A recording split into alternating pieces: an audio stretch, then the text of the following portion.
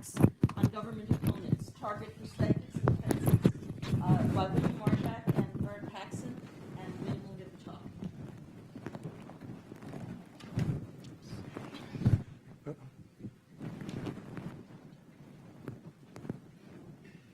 Oh, there we go. We're back.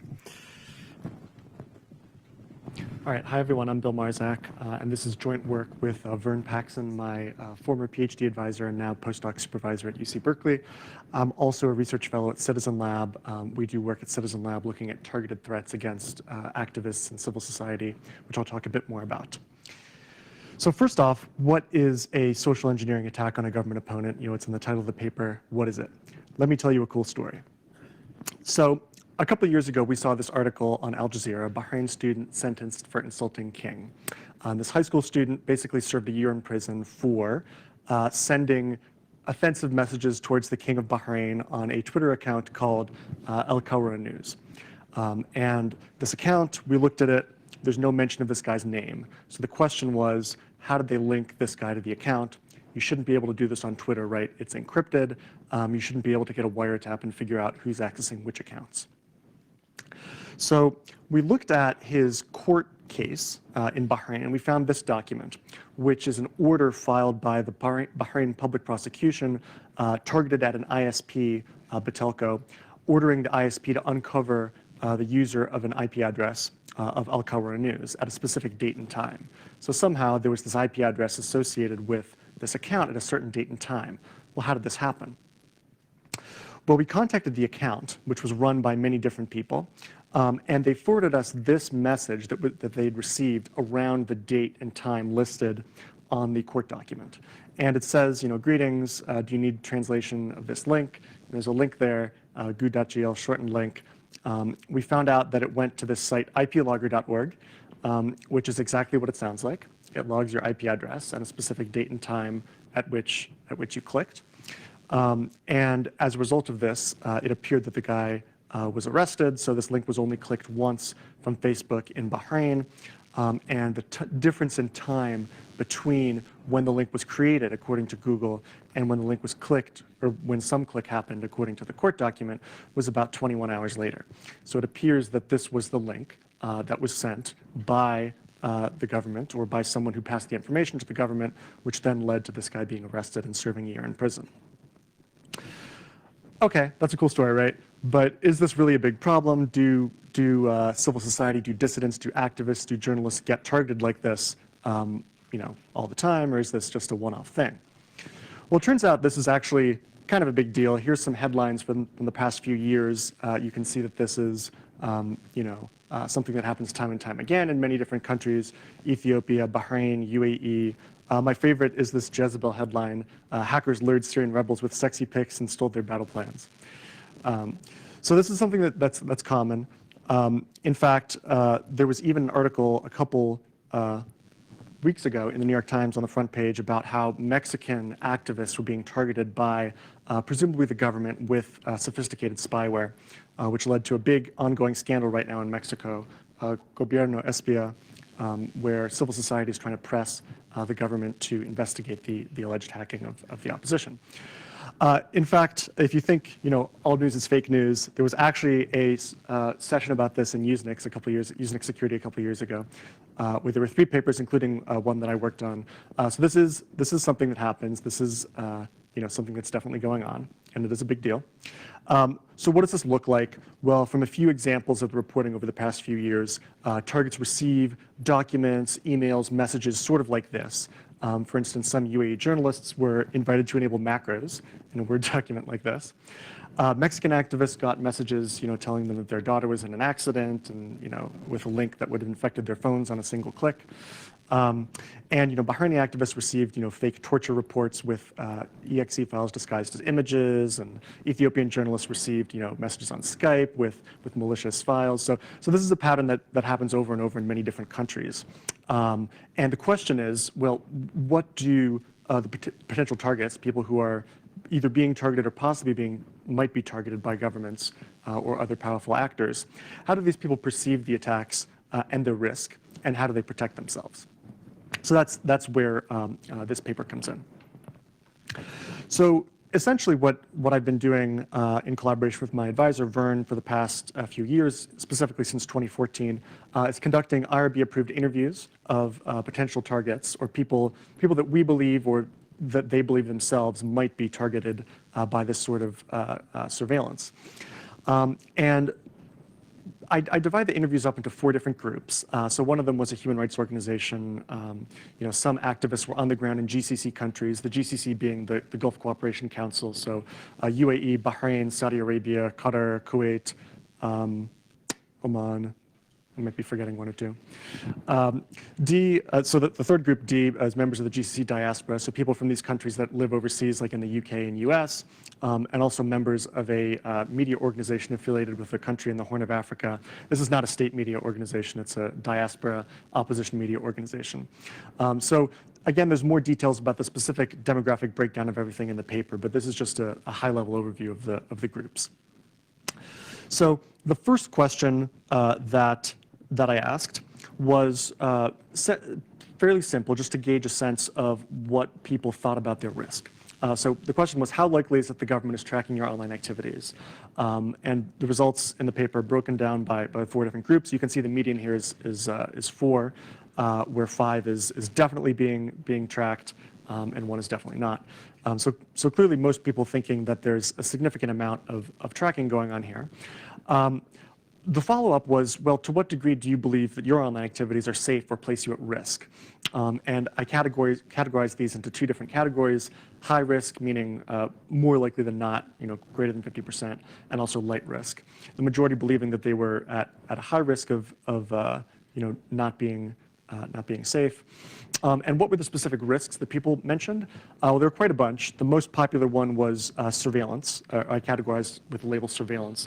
And these were responses like, oh, I'm worried that someone is going to be looking at my emails, things like that. Punishment included things like being arrested or tortured, and that was feared by about 6 people. Predominantly, as you can see, by Group G, which was the people on the ground in countries where they'd faced risks from the local government. Some people also feared things like, publicity, meaning that their information would be published without their consent, or, there'd be risks to their friends. They might suffer financial losses, and there'd be risks to their information not being able to be accessed, or, some sort of damage associated with it, or risks. In fact, only 1 person mentioned risks from cloud providers potentially accessing their data. In fact, the subject population that we were looking at was actually pretty interesting because a number of them had already suffered consequences that they attributed as a result of their online activities. And again, this wasn't something we specifically asked about, but it was something that came up during the course of these interviews. So 1 subject had actually been physically assaulted. He attributed this, or the subject attributed this to something they had posted on Twitter. An activist had served a year in prison and was released and found that their passwords were changed. Other subjects were sacked from their job, had their accounts hacked, received threats, etc. There's full details. This is just a summary. There's full details in the paper. So the next thing that I asked was asked about issues that they had with their mobile phones, including checking security settings on their phones, and also computers. I'll present the results for phones pretty quickly, and the results for computers are in the paper.